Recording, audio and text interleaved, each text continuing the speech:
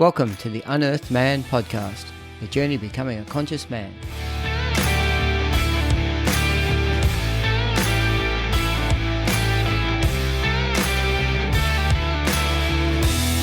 Hey all, Stephen here, and welcome to Season 3 of the Unearthed Man podcast, or otherwise known as Episode 53.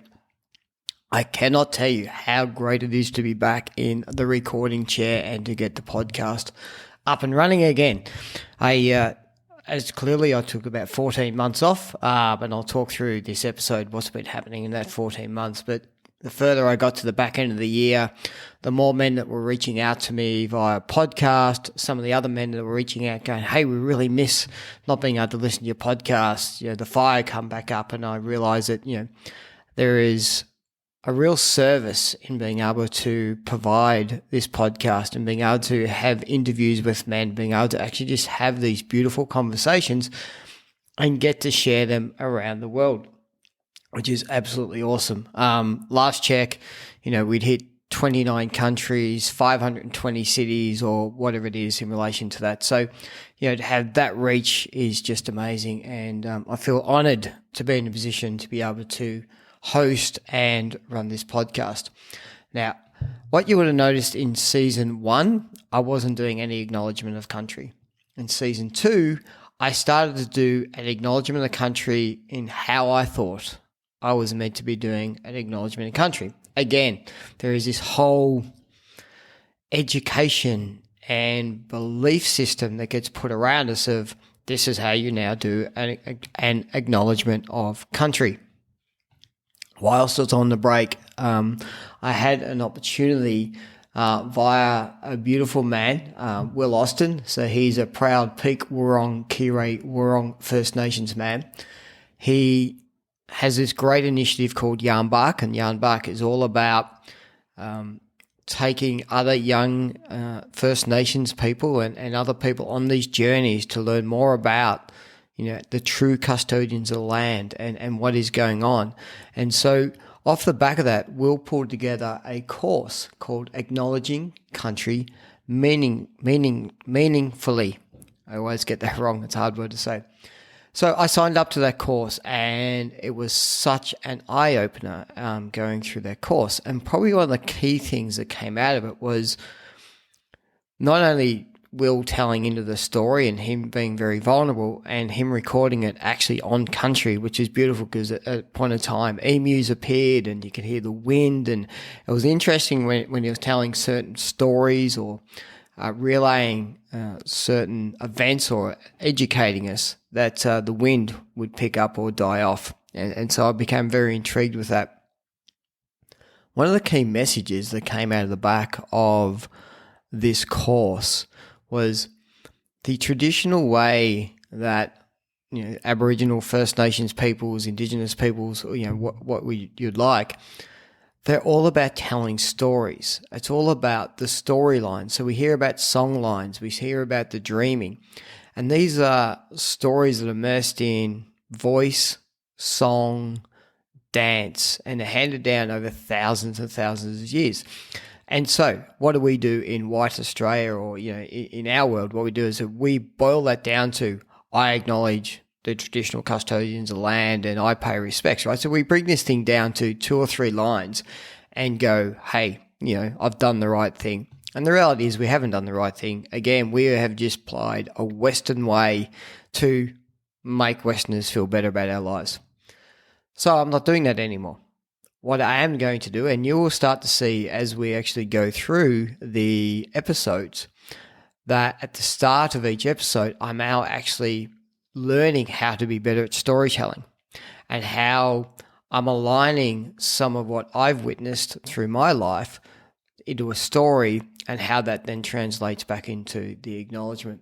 So we're going to pick up from there, and that's how I'm going to go through. So, I'd love to hear the feedback as we go along as to what you are going to do and have a think about, do you just go through the motion because you feel it's the right thing to do, or do you actually truly understand what it is to acknowledge the land that you're on, the unceded land that you're on, the First Nations peoples that have been here for 50, 60, 70, 80,000 years, and how you're going to go about that, or are you just going to tick the box and go through just the motions, as I said. So moving forward, what we're going to do is get into a story. So let me get from that.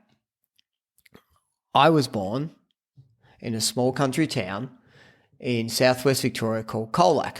Now, the traditional custodians of the land where I grew up were the Gulidjan peoples.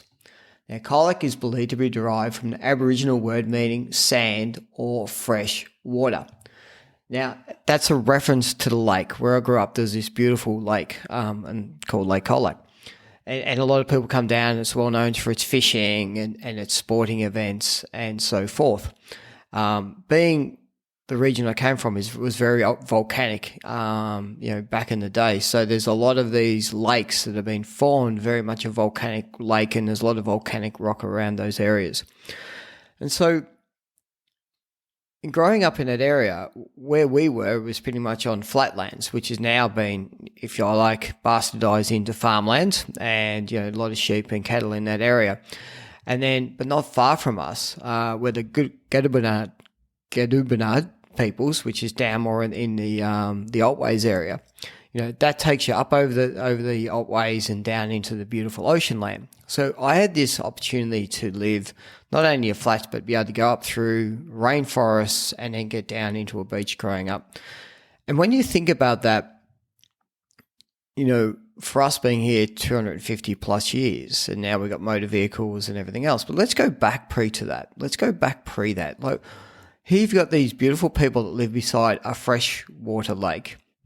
Their neighbours live beside the ocean, and in between them is this amazing rainforest. And if you think about the diversity of food, the diversity of plant life, plant medicine, access to the ocean, I just can think back about, how, the harmonious way that they would operate in relation to, sharing freshwater fish or freshwater eels with saltwater fish, or, shells and crustaceans from the ocean, and how, the more than likely gathering places it would take where both nations would get together, potentially in the rainforest, and they would share other foods where there'd be, kangaroos, wallabies, other birds that they may catch, and then the freshwater creeks where there'd be trout and other fish that they'd be able to do, and the trading that would take place between those nations. And so, here's this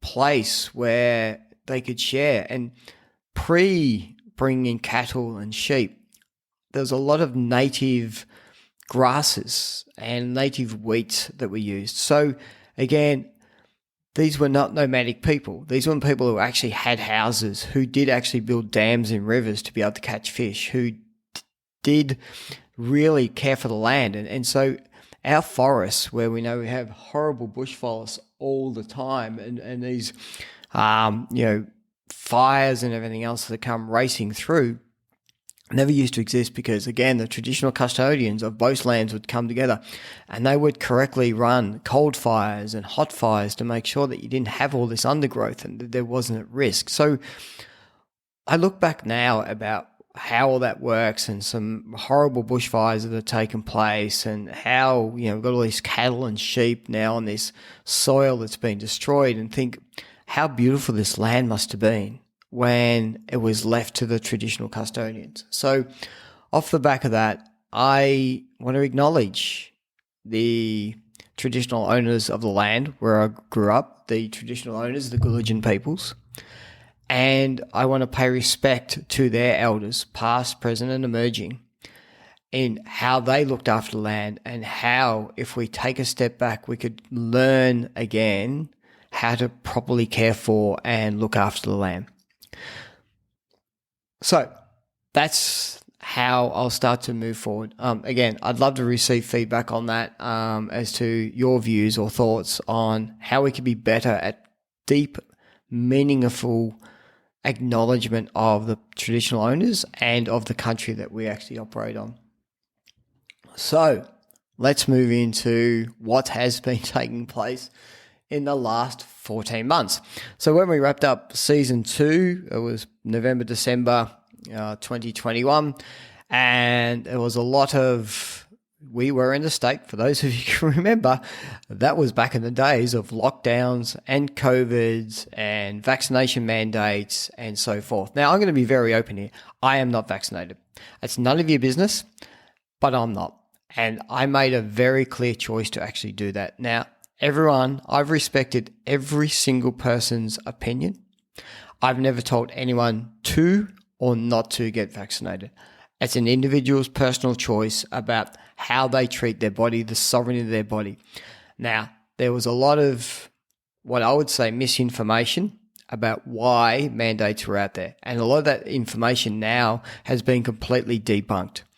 And it was all about the risk of not actually having vaccinations and the risk of spreading and the impact on the hospital systems and everything else. Now, all of that is clearly being debunked and is clearly not true. And that's what we get this great world of hindsight to be able to look back on.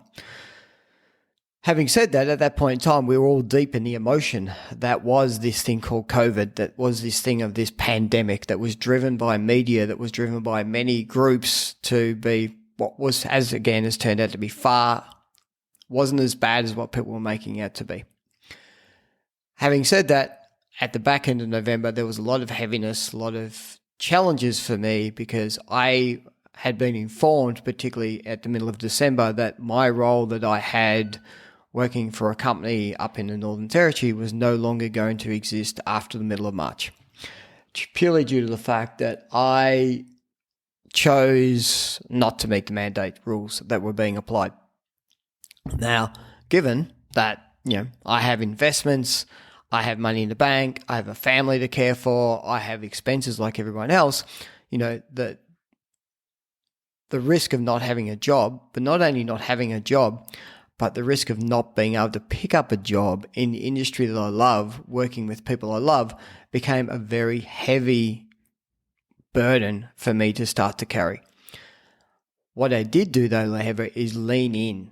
So my old way, I would have just worn all that myself. What I did do, there's a beautiful men's group called Gathering Men. Two of the men are coming up in the next few episodes. So Andrew McSweeney and Brett Allenport, they run Gathering Men, and they had some online sessions. They enabled me not only to go to some of the gatherings, which I chose to go to, but also to be able to jump in online when we could do online face-to-face and express a lot of this deep emotion that was taking place. One thing was also taking place with me, and I had done previous courses with a guy by the name of Sam Lewis, who's also been on this podcast, which is about returning to self and what is self from a meditation point of view. And it was really about learning to surrender. And so I also leaned out to Sam and said, Sam, where are you at? What does this look like? I'm really at this verge of, do I break? Do I actually go and just give into this thing that's going around me? And it was a beautiful conversation. And that helped me also realize that who I am and the values that I carry, and that the material items that I was worried about were actually not important anymore. And the fact that I was living in a state of force. I was living in a state of trying to control things I couldn't control. And so off the back of that, I realized I'd moved away from my meditation practice. I'd moved away from a lot of things I was actually doing. So I was also getting caught in these ridiculous rabbit holes about, what was happening and, these, I don't know, terminologies were going out there, and I'm going to call it like, yes, you could argue conspiracy theories or whatever else about, recessions and world banks collapsing and, these power-hungry people at the top are controlling the world, and it's easy to get down into all those paths. What I learned to do, though, is to say, hey, I am just going to surrender. Plain and simple. Nothing more than that. I am just going to surrender and allow what's going to take place and trust back into the universe. It has always protected me. It has always guided me. So when I say universe, I don't believe... It's not that we have to believe in a specific guide, and I'm not against it. If people want to believe in specific guides, I'm okay with that, and I'm all right with that. I just know that where there is a force greater than myself that has a path for me. It's led me to do this podcast. It's led me to do a number of things that I'll talk about through this episode. So that was a lot of deep stuff that was taking place for me. There was a lot of tears. There was a lot of anxiety until I just decided to completely surrender. What took place, even though I'd spoken to people and they're going, hey, dude, it's going to be really tough for you because most people not only have got the mandates, but they're now expecting people to come back into an office. You don't meet either. So this could be really tough for you. And so sat very heavy with me. And then I completely surrendered. And I just knew that all I could do was control the job I was doing and work day for day for the people I was. And in the background, something would actually turn up. And as it turned out, something did appear. Got this amazing phone call to say, hey, this company, they are looking for somebody. It can be 100% remote. You can work from home. It's a skill set you've got. And so effectively on a Thursday, I had a half-hour interview. Within a few weeks, I've actually gone and joined this new organization. And as the timing worked out, that call turned up 3 weeks before my previous contract was about to expire. So in the end, I actually pretty much rolled from one job directly into the next job, and the universe protected me and looked after me and made sure that I was in a position to continue to maintain a lifestyle that I had worked towards, and also to maintain the ability to support myself and my family from a financial point of view. Part of the anguish that was coming from it is that we had just recently moved down to a small coastal town where we operate out of. And that was an amazing experience for me because we got down here and then all of a sudden, that anguish was that going to be ripped away? But the universe has gone, no, I opened the doors so you could live down there. And now you're in a position to continue to live down there. So there was a lot that was taking place. There was a lot that went around with the mandates. There was a lot that went around with the rabbit holes. In the end, I shut all that off. I stopped following people who were not dragging me in the rabbit hole, but I was getting sucked in with them down in the rabbit holes. So I just started to remove these people out, and I started to go back to what was true to me, which is I'm just going to follow and work with people who are inspirational, who are motivational, who are able to stay above all the noise and the rubbish and just completely surrender into what was day-to-day life.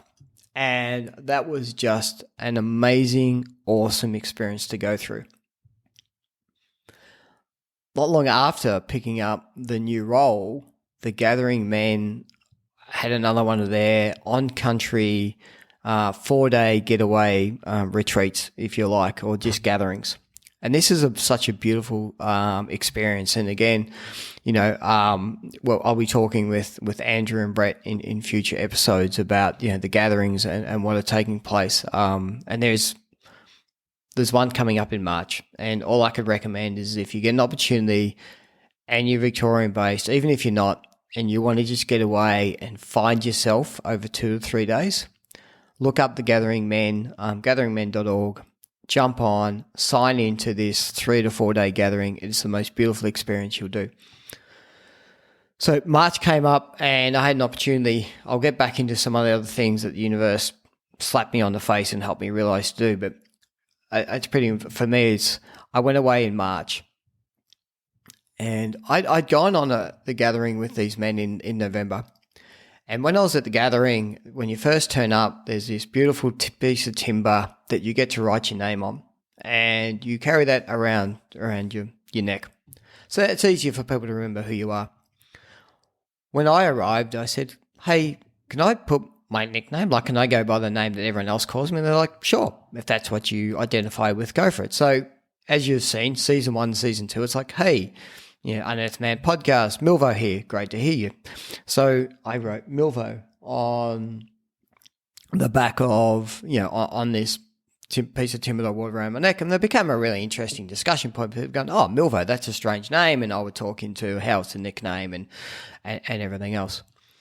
When I got to March, one of the things through this surrender process, one of the things that I realized then, and particularly because this was a couple of months after I decided I was going to start up a business, I realized me calling myself Milvo was just me putting another mask out there. It was me putting out this other persona, this persona that all my mates knew, that I went to school with, that all my work colleagues knew me by.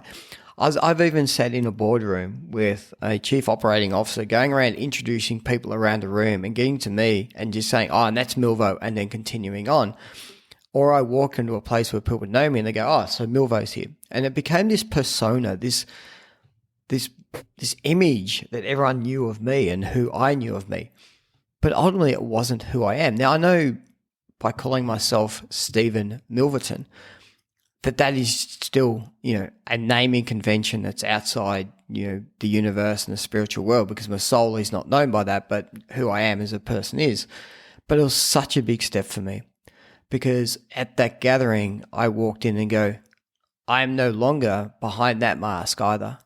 I am Stephen Milverton, Stephen John Milverton. This is what my parents named me, and I am proud to be this person. And I am standing in all this glory and all my power as the person that I've been named to be. I had not done that for 54 years of my life, or 50 odd years of my life. And so that was a huge, powerful experience. So for those who may be in the detail, as I said, pre-season, every episode up to now, it's like, hey, it's Milvo here, and everything else. And even my guests, still now will jump on and probably call me Milvo, and that's okay. I'm okay for other people to call me that, and I'm okay even every now and then to call myself that, but I've stepped out from that. I know who I am. I'm very proud of who I am, and I think that is part of what this journey that I've been through whilst we've been on the podcast break is this powerful journey of learning exactly who I am, of getting back to the true me and what that looks like to me, and being so proud of me, Stephen Milverton, as the man, as a worthy, loving man, father, partner, son, uncle, brother. I know exactly who I am, and I know where I want to go. And I look at this man in the mirror, be it clothed or naked, and there's no shame anymore. I am not ashamed of anything of who I am. I will dance happily naked in front of the mirror. I will walk happily naked around in front of my wife. I just am this person now. And that's been such an empowering, amazing journey. And there is so much I had to let go and so much I had to surrender into to be able to get to this person that has always been there. I've always hidden behind something. I've always had shame about something. As soon as I realized that this is just who I am, the freeing experience to come from it, the ability to, there's a really nice saying in a YouTube thing called the Gene Keys 22, and it's like, I can be candid without being cruel. I can just be in my truth. I can talk to my truth. I can hold my truth for what's true for me. But I can also understand that is only my truth based on still my conditioning and belief system, and it's still not right. And neither is anyone else's truth, because their truth is based on their belief system. Your truth as a listener is your truth to you, but it's not a capital T truth, because it is still has some level of conditioning bias that sits within it. And so when we get to this world of just acceptance, surrender, inquiry, and not judgment, and being able to just be comfortable, sitting still, be comfortable in this world of what others may know as boredom, being willing to be in solitude as opposed to isolation, it is such a beautiful space. You get to see so much beauty in the world. It's not funny. And I'm going to give you an example. I'm back running again. So this year for me is actually a year of connection, like a year of connection to my body, a year of connection to my soul, a year of connection to my community. So it's all about connection. So part of getting back to my body is getting the movement back and going for a run. And again, my ego would say, just go for a 5K run. My surrendered body says, No, we're not ready for that. You haven't run for 3 years. Please be kind and gentle on us. So I've actually started the program as if I've never ever run before. Now, people know I've done marathons. I've done triathlons. Like, I've done baseball, like running. Like, I've been a very active guy. I've gone all the way back to as if I have never ever run before. And I'm on a program now that literally has me running for like 2 minutes maximum, and the rest of it's walking. And it's such an enjoyable thing to be able to do, to be able to just continue to go down that amazing surrender path and just listen to my body. The other day, again, universe worked out. It had been pouring with rain, and there was this really nice break, and I had someone turn up the house and they left, and myself and Jackie were going to go for dinner, but it gave me a chance, this really small window, to still go out and do my run for that day.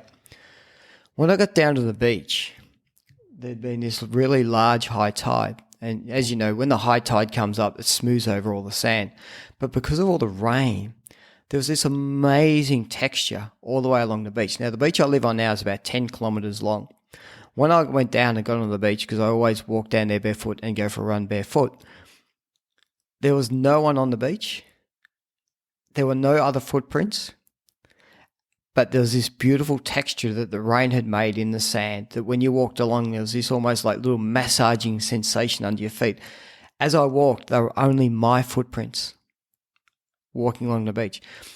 When I got to the point of turning around to come back, all I could see on the beach was my footprints, just mine, in amongst this amazing texture. And that's when I knew that my heart had absolutely just blown open, completely blown open. And the reason why I knew that is because I was so in love with what I was seeing, the beauty that was around me, the texture, the finite texture in the sand, my footprints that I could see that had taken me in one direction that I was now following on my way back home. And when you get to that position in life, all the other material things that you go through, all the other worries and anxieties and concerns, they just don't exist anymore, because you really get to see the true nature of life. You really get to see the true nature of why we're here. And with that open heart, you get to connect with land, with country, with people, with the birds, with the plants, with the rocks, with the sound of the ocean. It's such a heart-filling, beautiful, loving, you just feel love all around you. You feel held, you feel loved, and you can give out love. And I would love every man, every woman, every child to be able to get to that point. And I would love to be able to work with people to be able to get to that point so we could all make that happen. So that's sort of where I got to, I suppose, March. And this journey I've been on this year of surrendering and learning to love myself and going on this amazing, spiritual, open-hearted journey. But let me take it back a few steps, I suppose, to what January looked like. So I had, as you know, the Unearthed Man initiative, I kicked off effectively the back end of 2019 going into 2020. I think it was April 2020 where I said, hey, this is what I'm now doing. I'm coaching. I got my own, obviously still doing my IT work during the day and, going to run the podcast, and everything got up and running. And the universe wanted me to head in that direction. I always had resistance and I always stopped doing it. And so what's the easiest way for the universe to keep saying, hey, we want to guide you, we want to guide you? The easiest way for the universe to help me realize that I wasn't fully leaning into where it would like me to go, and for me to be offering this beautiful service to other people, to other men, to be able to offer an opportunity that I've learned through my knowledge, my experience, my wisdom, to hand that back out to others. How you do that? Easy. Make someone lose their job. Take your job off you and realize how fickle my income was, how reliant I still was on other people to be bringing income into my life. So I leant into that and I said, right, it's time to commit.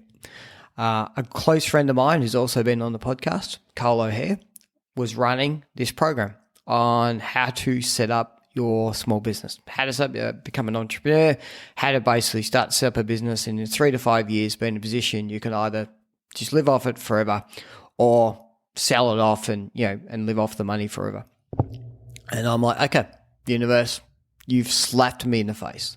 You were giving me subtle nudges along the way, but now you've absolutely slapped me in the face. So I leant into that and signed up with Carl and said, cool, it is now time to go and grow a business. My business called Stephen Milverton. Not any other name. I could have come up with any other name, the creative names that are out there. But no. The reason being, because I have a gift and I have medicine and I have wisdom and I have knowledge that I, as Stephen Milverton, can share with you, can share with organizations, and can share with other people around the world. And it's time for me to lean into that gift, and it's time for me to be of service to others and share that gift. So off the back of that, I did. I went and created Stephen Milverton the business. Stephen Milverton the business started as a coaching business, and off the back, I've built a 6-week online program. It's supported by an 8-week coaching piece. So even though the content's 6 weeks, people get to sign into 8 weeks. When I kicked that off, it was going to be a 100% all gender, males and females. And so bought all the tools, built the engine, built all the automations that I need. And it was an amazing experience because it allowed me to tap back into my creativity.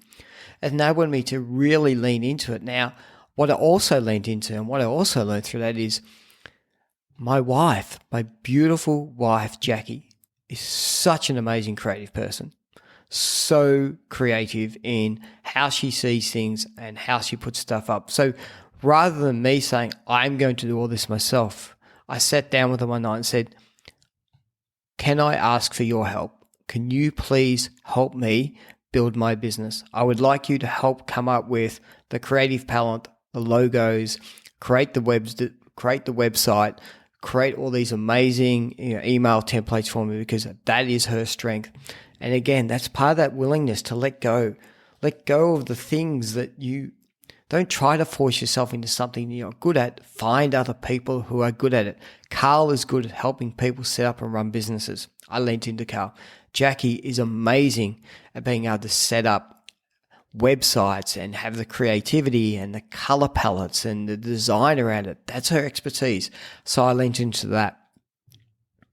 While I'm talking about Jackie, she has also now gone and created her most amazing and beautiful photography business. So she does branding photography, family photography, individual photography, couples photography. If you are looking for a heart-led, beautiful woman who can hold space, who can make you feel going from awkward to feeling the most comfortable in front of a camera, and just have you having the most amazing, enjoyable experience, please reach out to Jackie. She has this beautiful, beautiful photography business. Find her on Instagram. Just look under Jackie Milverton. Find her on Instagram. You find her on Facebook. I think if you search in, you'll probably find her business also within, online. And you can go and see her beautiful galleries of what she's done. I digress a bit, but the reason why I did that is because I learned to lean in on people around me to help me out build this business. And so that's what I spent a lot of 2022 doing, is creating Stephen Milverton, the business. I've learned a lot from that. What's some of the things I've learned along that journey? Number one, I'm not great on Facebook ads, and it's not a path for me. As part of this, the way you do the whole automation is you go and create Facebook ads, you put people through to a video, and then you get them onto a phone call. For me, even though that works probably at the very top end and that works really well, it just didn't feel right for me. So I went and invested a lot of money in running ads and basically had a couple of phone calls, but not a lot of conversion, and realized that's maybe not the path for me. So now I'm going down a whole different path about what does that now look like? How do I go about having people get awareness about the journey they could go on with me to actually fundamentally change their lives and get to this place of surrender and get to this place of they can live the life that they desire. So I'm learning from that. And that's a good thing about where I've got to. There was a point in time where I would have beat the daylights out of myself, like literally beat the shit out of myself because I was spending all this money and getting nothing out of it. I knew that that was just a learning journey. I understood I have to go through this process to understand where I'm going to land. So where's my business landed now? I realized through this whole journey and in having conversations with males and females that my business, my medicine, and leveraging off my wisdom and expertise is one, helping men, just working with men. I love working with men. I love seeing them grow. I know because as a man, I know all the challenges I've had in 50 odd years of living. I've been down all those rabbit holes. I've been down those addictions. I've been down those emotional distractions. I haven't been heart-led. I've been closed off. I've had to blow myself apart to rebuild myself back up again. And that's been an amazing journey. And I know how hard that is for a man to do that. I know how scary it is and the fear that sits with a man going, I don't want to do that. That is just so far out of my comfort zone. But I've got you. I know what it's like. I've been there as a man to have gone through that journey and to realize how beautiful it is, as I described on that walk along the beach, how beautiful it is when you come out the other side. Sure, it's painful on the way through. Sure, there's discomfort on the way through. But like anything in life, sometimes we have to go through that pain. But the beauty that comes out the other side, just have a think about a massive storm comes through. Massive storm. It's chaotic. There's lightning, there's rain, there's wind. It feels terrible. And then it passes and the sun comes out. And you have this beautiful warmth of the sun that comes out. And you can even head back down the beach afterwards. And you've got the glistening of the sun against the raindrops. And all of a sudden, this sun will come back out again. And the beauty surrounds us. That's what it's like when we go on this journey. And it's with the right level of support and the right level of people around you, you can go through this. So one, men, that's where I'm at. I'm here for you, men. I can guarantee you, if you tell me something, I'll go, yep, understand it, got it, been there, experienced it. What can I do to help and support you? The other thing too that I've realized is that, I've spent and still am spending time dealing in corporations and delivering high-end projects. I know what it's like. I see what men do. I see how men use work as a distractor. I see how they label themselves to go, I am this delivery guy. I actually spend 14 hours a day. I am this. I'm never going to suffer burnout. I'm okay. The reality is these men are stressed, full of anxiety, because their whole life, that's how they've labeled themselves. I'm the get it done guy. What's at risk? Them burning out. What's at risk? Full of stress and anxiety. What's at risk? Their relationships with themselves, with their partners, with their kids, with their families. I see it all the time. I see people going through breakups. I see people going through divorces, and that adds extra stress and extra strain. And then they work harder and longer hours because they think that, they failed somewhere. And so they go back into this space. So for me, I'm leaning heavily into men, and I'm leaning heavily into men in the corporate world to let them understand this one thing. You can be hugely successful in your job without the stress and anxiety, without going through burnout, without having to work the long hours, without labeling yourself as that savior of the world, and more importantly, without risking the relationships with the people who love you and who you love. And so that's where I'm at now. And that, for me, this last 12 months has been such an amazing journey for me to go on, and for me to just learn that I've just got to lean into that space. That's where the universe wants me. But that's not only where the universe wants me. That's where the people who operate in this universe want me to come into, because they're the ones screaming out for help. And this is the other thing I've learned. We think we want to go on a path. I'm being called, not by the universe, I'm being called by the people. You are calling me into this. You are asking me to stand into this space and actually do this for you. You've got the pain in your heart. You've got the stress in your mind. You've got the voices talking in your head. You are subconsciously asking for me to come and help you. There are men in the corporate world, without knowing it, are going, I need someone to help me with this problem. I don't want to know what the problem is. I just feel the pain, and I wish someone would step into this space and provide something for me to come and actually solve for that. I am here for you, and this is what we're going to be able to do, and we can work together. So that's a bit about my journey and the business I've built up. What else has taken place in the last 12 months? It's amazing how much actually goes on. One other thing, as part of the new job, I was actually based up in Sydney, which meant I spent having to fly, and I kept living a lie. I'm exempt. I never had an exemption, but I didn't believe in the masks, and I wasn't threatening anyone else, and no one else is at risk.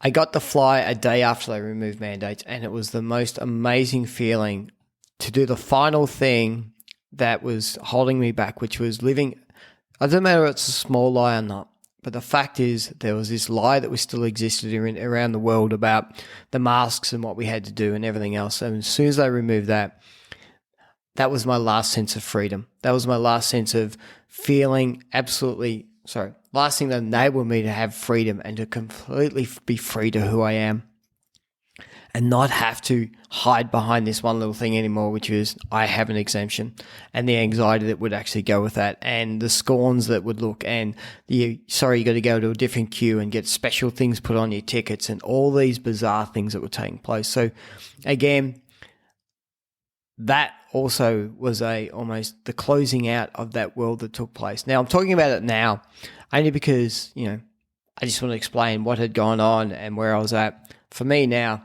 it's a completely different world. We're now definitely 2023 and we're moving forward. Who knows what's going to come along, but I do know I have a whole lot of tools available to me now to cope so much better in the event that we end up having to go through a experience like this somewhere moving forward. One of the other challenges that took place in last year was my mum. My mum's health has slowly deteriorated over a period of time, similar to my dad. So my mum had smoked most of her life and everything else. So, my dad died 4 odd years ago, a bit over 4 years ago. His lungs finally gave up. For the last 12, 18 months of his life, he was on oxygen. And so my mum is in a similar situation. My mum's been, her lungs are now giving up as well. And so she's in a situation where she was on gas bottles for oxygen on a temporary basis. And at home, she pretty much moved into a permanent, every time she's at home, she's got oxygen on just to help her breathe. And, it's really sad because my mum, I was a massively active person. Always has been, like playing squash, playing netball, playing tennis. Like she was one of the inspirations for us as young kids. Like she was always a very, very active, healthy person in sports and big driver for us being involved in sports. So with my dad and the illnesses he went through, my mum became a prime carer, and that took a lot of years out of my mum's life. And that was sad to see because she became restricted by him. And then by the time my dad passed away, those few years that mum had in her life actually also she lost, which was quite tragic for her. And then the lungs started to give up on her. What happened during last year was she ended up with an ulcer in her stomach. Now, she got rushed to hospital up near where I live up here in Geelong. And off the back of that, effectively, it was plain and simple. Because of her state with her lungs, she could not go into surgery. And so we're in a situation where we didn't know what was actually going to take place, because if they couldn't find an alternate means, in other words, if she couldn't go into surgery to fix the ulcer in her stomach, this meant that she was going to basically potentially slowly die because they couldn't close it over. So that's really tough to deal with in the fact that you're sitting there watching your mum on oxygen, in a hospital, not knowing, is she going to be able to self-heal or not? Now, when you're in your 80s, very hard to self-heal from an ulcer. A lot of rationale as to why that ulcer appeared. Mum still was drinking wine and she was on heavy medication. As we know, alcohol and medication don't mix, and effectively that becomes a chemical time bomb inside your stomach. As people know, I'm definitely into holistic medicine, and first of all, I think we give too many people too many medicines. But then when you mix medicine and medicine on top of medicine and on top of alcohol, you are a chemical time bomb, and so ultimately that burned a hole in her stomach. The good news is that I suppose she had recovered for that, but what we didn't know was she going to have a slow bleed inside her stomach? And we end up having conversations with doctors. Doctors are like, well, she's on this path, but the reality is if this doesn't happen at any point in time, this hole could get bigger and she's basically just going to bleed out. And she'll bleed out internally because we can't do surgery on it. Nothing we can do. We'll let you know what's going on, but ultimately, she could disappear any time, or it could be actually a bit of a slow, painful death. And that's a really tough thing to actually deal with. The one thing for me, though, was I wasn't with my mum, because I'm very much reconciled with death.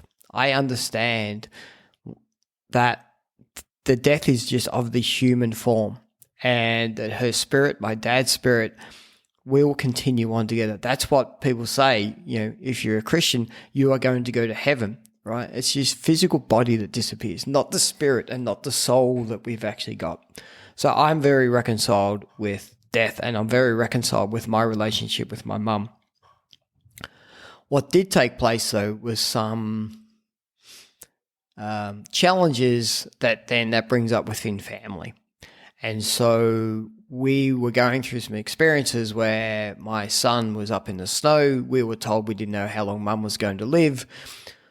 Due to hospital rules, you can only actually have one person visit per day for an hour, which was fucking ridiculous. Sorry to swear on this one, but it is the most ridiculous rules and craziness that's gone on around here. And I know it's like in the rest of the world, but it is so screwed in this country about what's going on and how their lack of humanity, their lack of caring, their lack of heart-driven understanding of love and families and how they treat it, pure to this ridiculousness around, having an 80-year-old lady in a hospital on the verge of dying saying you can have one visitor for 1 hour a day. I mean, in any humane society, that is a prison camp stuff. Now, not disrespecting anyone who's been in prisons of war and everything else, but for 23 hours a day to have an old person whose whole life is built around their family, and this isn't just my mum, this is families around the world, to deny them the ability to have access to family due to some ridiculous fear-mongering around, how that's going to impact other people is just the most craziest thing going on. And if you accept that, please come and have a conversation with me, because you and I need to deeply work on what's holding you back in your life and why your heart isn't open, because you are living in a state of fear. You are living in a state that is not acceptable if you cannot see the inhumanity that is actually happening in our medical systems. Anyway, rant over. My son, we asked to say, hey, look, our son who was 4 hours away and only had 1 day off was going to drive for 4 or 5 hours to come down to see his nana for an hour and to go back in the event that he may not to get to see her again. And the reason why that was important was that leading up to my father passing away, his grandfather, he had just got his license and he was on effectively school holidays.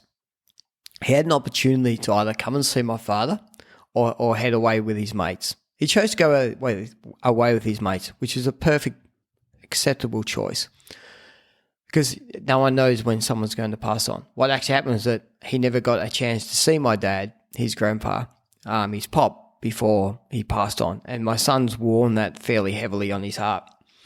So we didn't want that to happen again to him. So we asked. Now what happened is that there was a lot of accusations came out from certain aspects of my family a lot of accusations around selfishness and wanting to, effectively kill my mum, and a whole lot of elements.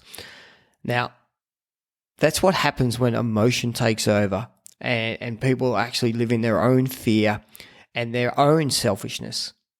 Because I knew the situation. I knew where mum was at. I knew that mum may not die immediately, but doesn't mean that my son couldn't come down. I knew there was an opportunity for every other person. Now, interestingly, this one individual who had all the vitriol, who had all the hatred, who was throwing out all the accusations, chose to attend with my brother one of the hospital visits that they could go and see my mum. As a result of that person choosing, in her own selfishness, to make two people visit on that day, the lady was in the bed beside my mum, then made a complaint going, why does this person get to have two people come and see them for more than an hour when I only get one person for an hour? And that's fair for her to say that question because, it's inappropriate that she only had that as well. As a result, the restrictions got put back on our ability to visit. So this person, who accused everyone else of being selfish, accused me of wanting to kill my mum and stepping forward, actually resulted in all of our restrictions being put back in place and only one of us getting to see my mum for an hour a day. Off the back of that, she still hasn't actually gone and caught up with my mum. Off the back of that, once she found out my mum may actually be okay and was going to be released, she actually never went to visit her again. Like, we went and spent time with mum when she was getting back to used to living back at home on her own again, because mum's a very independent person.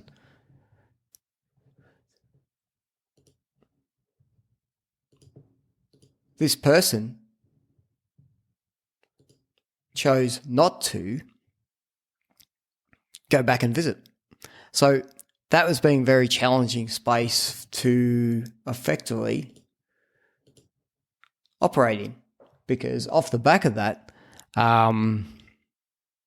we had to then deal with this person leading up to Christmases and all these other events that were going to actually be taking place. So as you could probably pick up on, there's been some challenges around my mum. The good news is my mum's very fit and healthy now. Oh, sorry, I probably shouldn't that. My mum is back home. She's on full-time oxygen. She's living as active a life as she can. Back on alcohol. Prefer she wasn't. Still on the medication, so she's still got this ticking time bomb going on. But a lot of challenge and a lot of motion took place in relation to that, and not just with my mum, but probably more around the family that we have to deal with. But again, that was a lesson. How do we deal with those situations? How do we surrender? How do we give compassion? Even though it sounded like, and I still have a lot of concern for this individual within my family and their approach. The one thing I kept doing is say, what would love do? And understanding that she actually wasn't having an attack at me, that everything that was taking place in her and her life was actually to do with her own conditioning and her own fears and what was actually going on with her, and actually nothing to do with myself or my family. And again, this is where we've got to learn to get to. We could hold grudges, resentments, and so forth. And I just want to explain that story to you more to get to the point of, I love this person. I love her being part of our family, and I understand that she has a number of challenges that she needs to work through from her own life, and some things that have taken place on her life that she hasn't worked through, where she hasn't chosen to go through the discomfort and the pain to resolve the trauma that she's holding in her body so that she can actually pack up and move forward. And I only wish for her that that's what she can do. This is going to end up being a long episode, but I'm on a roll and we haven't done this for 14 months. So jump on the journey, and I hope you stay along. A few other things that's taken place. I had my birthday, 55th birthday. I've never actually had a party. I've never gone through a process of celebrating me. And as I said, you've learned that I'm really learning who I am, celebrating me. So I held a party. I invited a whole lot of close friends. We had 30-odd close family and friends turn up to this event. And it was beautiful because I said, I want a present. I wasn't one of these people of, oh, no, your presence is present enough. It's like, no, I would like to receive from you. If you would like to donate, I am happy to receive a gift from you.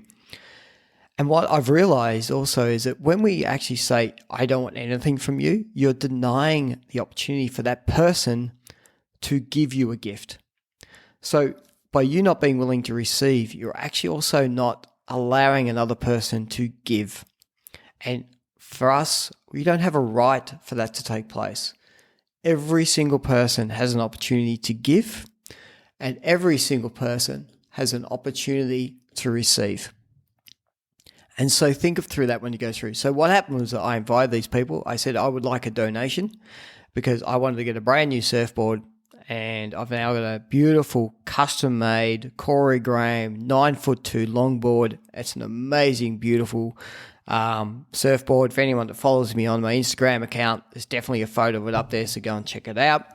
But part of receiving from others, which was receiving them, their love and their presence, I gave back. I cooked all the food.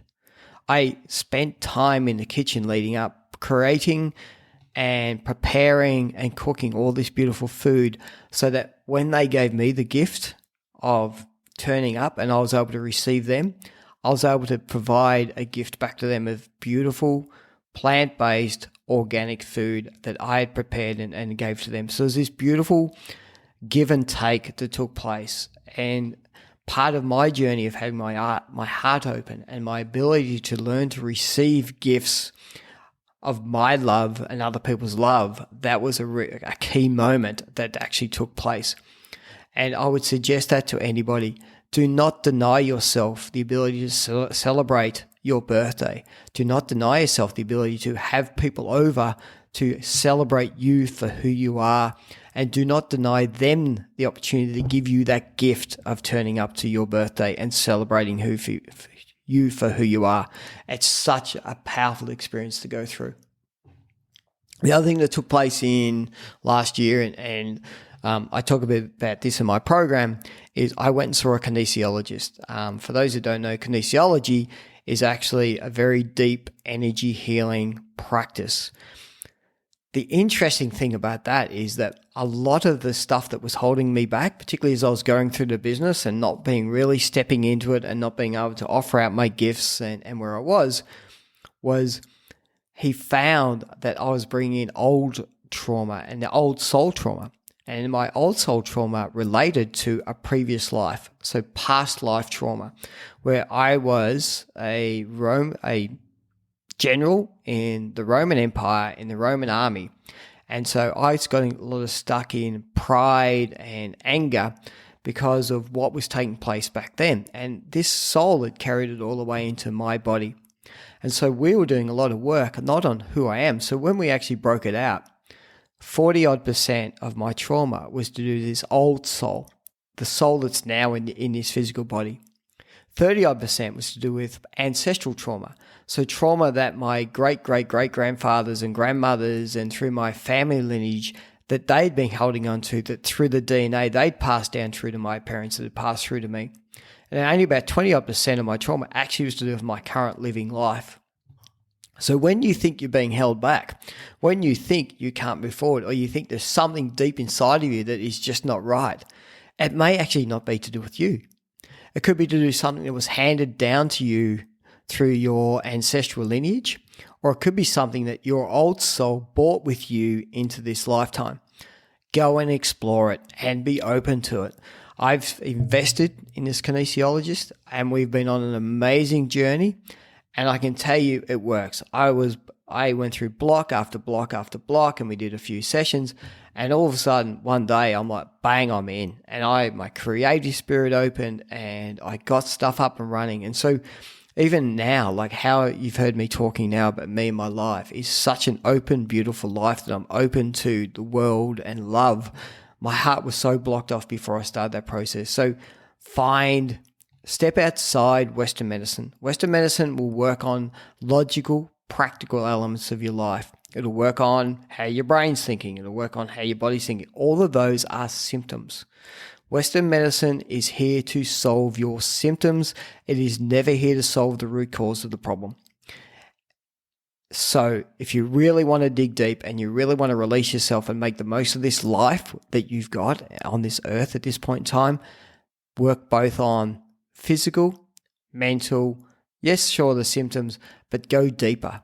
Go into the root cause. Go into the energetic space, because we are all energy atoms. We are all made up of these nanoparticles that we carry, and we are just energy. Our energy is the same as the energy of a rock, the same as the energy of a tree, plants, animals. We are all just energy, and we have the ability to tap into as much energy as we would like to, as long as we open up those energy portals within ourselves. And you have to do the work, and you have to work your way through it. So that's probably a bit of a wrap up. I know there's been a fair bit into that, but as you can see, there's been a lot took place from December 2021 through until where we are now in basically February 2023. So what does season 3 look like? I'm looking to pretty much do the podcast for the full year. As you would have seen, season 1, season 2 are about 6 months each. I'm really keen to actually push through and actually do a full year for season 3. I've got a number of men who have signed up or who've shown interest globally through this tool called Podmatch, but also a lot of people that I'm connecting out with. And so I think even as I'm recording this, I've got about 2 months already worth of pre-scheduled in podcast interviews that we'll start to roll out with a whole lot of beautiful men. So great opportunity to get a lot of diverse men and a lot of different people coming in. So season 3, I think is going to be a really good cracking season. And, again, we get this chance to explore journeys with men and where they've been. What does 2023 look like? So effectively, 2023 for me is, as I said, it's a year of connection for me. It's connecting with my body. It's connecting with my community.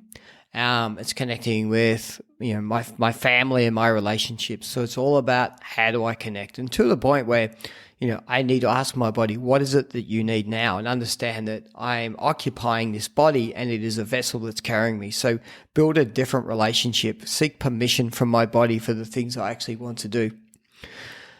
Some really cool stuff that I'm really going to be driving in 2023 that I'm really looking forward to. The first thing was, in December last year, I basically prior to that, I did a week with a team in the UK called Awaken Man, the Awaken Man Project. Awesome guys, dialed in and on calls for a week. And what I realized off the back of that is that I really had to step into starting up this men's community. It's time to do that. And what they helped me understand is that I already had everything I needed. I looked at my phone and I actually had, in my contact list of 400 of people, 256 of them were men. I already had access to men who could become part of the community. So I reached out to those men and said, hey, leading at the end of December 2022, who wants to jump on a call? I've got a goal to get 50 men on a call who want to feel supported or who want to support other men. 80 odd said yes, that they would do it. 37 men turned up on that call, and we had this beautiful 1 hour call where we just actually got to learn to know about each other. We ran through a few exercises, and at the end we're like, hey, what do you want to do next? The guys goes, can we create a community off the back of this? I'm like, absolutely, I'm all ready to go. And so the Unearthed Men community is now alive and running. We're up and running on a WhatsApp group, and so this men's community is growing day by day and week by week.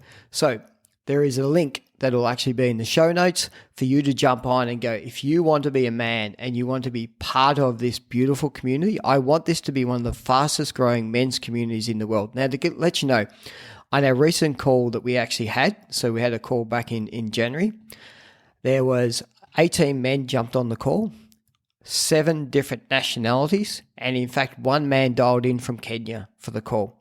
So we've got this global community. So if you're listening to this outside of Australia, you can still pick a part of this community because this is a global community. And as I said, click the link, and what we'll do is we'll get you into the WhatsApp group, and you'll actually be able to jump on and be part of the calls. So that's probably the key thing for that. Secondly, my 8-week program. So I've got, as I said, I've created this beautiful 6 weeks worth of content. It's an 8-week program. I'm going to run 4 of them this year. So I'm running 4 8-week programs this year. The first one starts on the 20th of February, so you'll have time for when this season opener comes out for you to jump on. Let's get on a call and let's get you in. I'm only taking 10 men. So for every one of these programs that I do this year, 4 of them I'm running, I'm only going to take 10 men into the program. A very small, focused group of men who are really who are willing and ready to say, there's something more out there. I want to change my life. I'm ready to step into it. I'm ready to tap back into the true man that I can be. So if you are interested and you want to be part of one of my men's programs, send me a message. Once you hear this, click on the link below to say, yep, I want to actually be part of that men's program. We can jump on a call and we can actually have that conversation. Now, if by the time you jump on, those slots have actually already been taken, happy to put you in the wait list for the program that will take place, which will probably kick off, affect about 8 to 10 weeks after this one, but definitely we'll be able to work you through that. So the other thing too is going to run 4 8-week programs this year. It's going to be awesome. That's going to be 40 men who have a ripple effect out in the universe and out in life and absolutely have a change in their lives. As a man that's already been through the program last year, I ran it for him only, just as a bit of a, hey, let's work together on this. And Pat went through this amazing experience.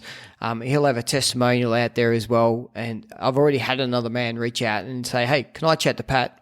And he and Pat had a chat, and he's already signing the program going, wow, if that's what happened to Pat, I'm in. I want to be part of this journey. So if that's you and you want to be part of this amazing closed 8-week journey with only 9 other men, definitely let me know, because I would love to have you a part of it.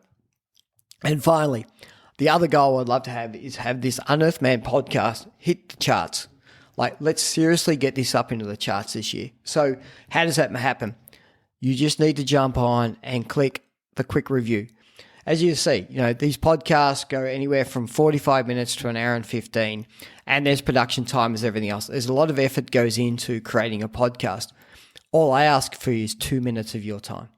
All you need to do, again, jump on whichever app you're in, go and hit the review button, give it 5 stars, leave a comment, and the more people that do that, then the higher this gets up in the charts. It gets up into the, top podcasts you should listen to. The more men, the more women get to listen to this podcast, and then the ripple effect really starts to take place. So please subscribe to the podcast and actually put it out there. So I think I've covered everything that I needed to cover off. I know that this might have felt a bit of a strange journey, but I really wanted to cover off what's happening in the last 14 months. There's been a lot going on. I'm super proud of where I've come from over the last 14 months.